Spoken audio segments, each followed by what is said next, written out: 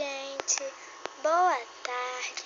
Hoje eu vou ensinar pra vocês como se faz um bebê um cocô na fralda.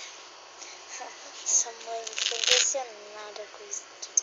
Primeiro, você vai precisar da sua boneca, de uma fralda, tá? De uma fralda,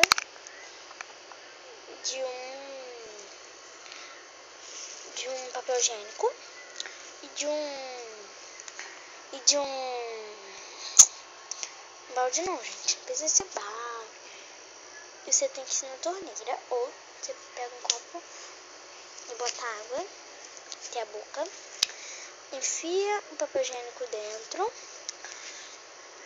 molha, deixa o papel higiênico, tem que esperar o papel higiênico ficar bem marronzinho, assim, viscosinho, igual a minha cor, e esperar.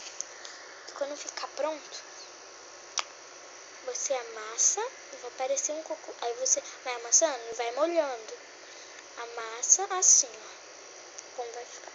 Gente, isso não é um cocô, isso é um papel higiênico. Isso é muito impressionante. Você bota assim, ó. Olha só que mágica, que maneira que eu vou fazer. O bebê tá lá, bonitinha, dormindo, daqui a pouco chora. Ai, meu Deus, tem que coisa. Será que ela tá com cocô?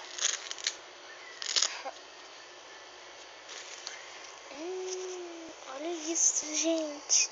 Parece um cocô de verdade. Mas não é, gente. Olha isso. Isso é muito mole, isso não mancha. Mas isso não tem cheiro também. Então não parece nem cocô.